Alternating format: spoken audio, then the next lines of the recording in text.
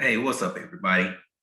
This is going to be my first edition of what I'm going to be calling Teaching Tuesday. So, what I'm going to be doing with these Teaching Tuesdays is I might be showing you guided reading, I might be showing you something classroom, I just might be talking about something in general when it comes to teaching. But today, since lesson planning is such a thing, one is exhausting to most teachers. So, what I've been aiming to do over the last years, like come up with a structure that where it could be easy lesson planning for teachers, a structure that works for everybody, and something that's good for all teachers to be able to learn the skills, teach the kids the skills. And I know there's a lot of things out there. You got the workshop model, you got all those different things that teachers do to teach kids the skills. But I've come up with a structure called Bloom's taxonomy. And I Bloom's units, and I build it according to Bloom's taxonomy.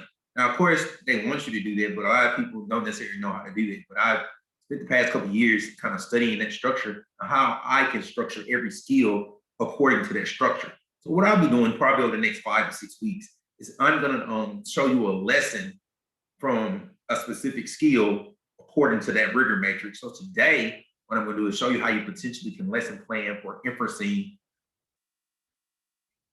at the lowest level for knowledge. Now, inferencing in itself is a third and fourth level skill, but there are lower level inferences and higher level inferences. So, say for example, so just to kind of get to it.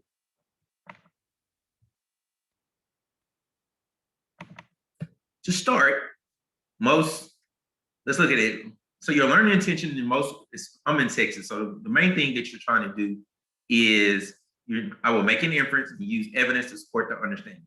So that's what most inferences are in the state of Texas. So what you want to be able to do is design a structure that the kids can get inferencing, because it is a tough concept, but in a sense, they don't have background knowledge, they don't have background knowledge. But you definitely design a structure where they understand what the concept is. What I'm doing today is going to show you how, and this will be to start the week, I can make an inference with text, within text, and make an inference from within the text. And I think I wrote that kind of wrong, so I apologize for that. I think it got doubled up for some reason. So it should be, I can make an inference within text.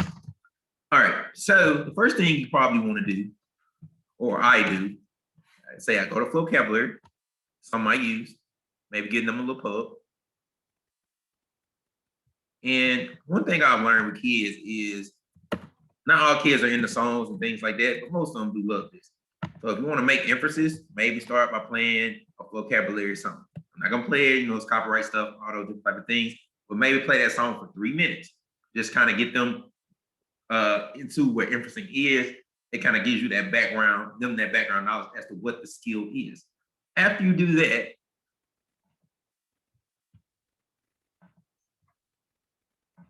what I did, and even this past week, after you do that, you can go into the anchor chart. So you do that for 3 minutes, and that's more for the auditory learners. That's that differentiated instruction.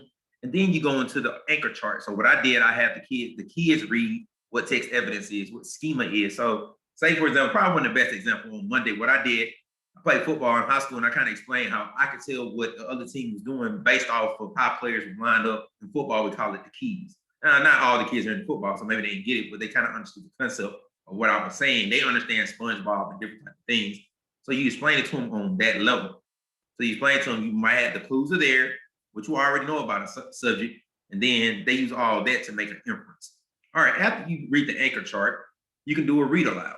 I don't believe in necessarily doing them every day. Sometimes I believe you should do. I'm more a fan of video alouds. I feel like it's more applicable to what our kids are dealing with today and what their interests are. So, but one book I do definitely like, and I started to like last year, is The Deductive Detective. It's a good little book. It's an easy inference, but you're at the lowest level. So you listen to have the kids either, so you can do it one way. You either can read the book to them if you're in person, and then have the kids. So how the book basically goes is the duck has to figure out who is the one who stole the cake at the beginning of the story. After, you go through and they kind of eliminate the people. So if you're reading it to them, they can't see him eliminating the suspect. So you can ask them, why isn't, so say the moose, why didn't he do it? And it says that the moose couldn't have done it because he would have knocked down all the pans. So he couldn't have possibly did it. So the kids have to make those inferences. So, but here's the thing too that's cool about this. It's a good cross-curricular focus as well, because the kids throw in that science piece in there too and start thinking about what they know about these specific animals. And by the end, they come to who was the one who stole the cape. Excellent. So you introduce them to the skill in a soft, easy manner. This works regardless of grade level because you don't know what these kids have learned before you got them. So of course, this is YouTube read aloud for it. And I played this for you. If you're virtual, it's great. Now, what I did with the Zoom, when I did Zoom, I put all my Zoom participants over one of the pages so the kids wouldn't know what the actual answer was and why. So it helped them make it the inference. So they could actually make the inference. Otherwise, they just knew they couldn't. It wouldn't be a need to make an inference because they would know the answer. All right. After I got done with it, so after you've introduced it with a audio loud, read aloud, or something of that sort, you move into the collaborative piece and letting them work together. Now, I'm a person I believe you teach any resource as long as it fits my structure. I don't go look at like you can't use this resource or that resource. So I found this for my older kids. I found something from Teacher Pay Teachers, and it lets them softly learn the skill, and they do this with a partner. Now, if you're with the workshop model, anything like this, as teachers, you can pull kids to the table, and this is where you can work with them on making an inference, have them use their evidence, find it in the passage. I like to use highlighters and teach them how to use their evidence. So say, for example, here, they asked, what had Lucky been doing while she was away? It says here at the end, as he bent down to look through the first box, he heard several high-pitched cries. He looked behind the box and smiled. Now I see what you've been doing while you were gone, Lucky. So it was actually the cat was away taking care of the kittens that she just had. Now, some kids may not have that background knowledge, but most of them can kind of figure out that that's what the cat was doing, and the evidence is theirs. It's not a high-level inference, but it's basic. And so they have to figure those things out. Then here, after you have them do those two together with a partner, you review that, check for any misconceptions, and then waiting for Eddie's letter and scribble. So you have them go through, read this on their own, answer, and then you check. And then if you want to do an exit ticket, anything like this, but this is in a sense in and itself. So these are 4 questions. And then that'll be a way you can see if they've mastered the skills. Now, some questions are trickier than others, so you can't really always use them.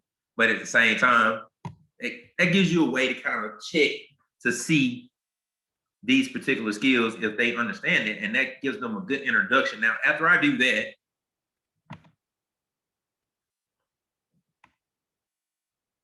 I go back to the structure. Like today, I did cause and effect.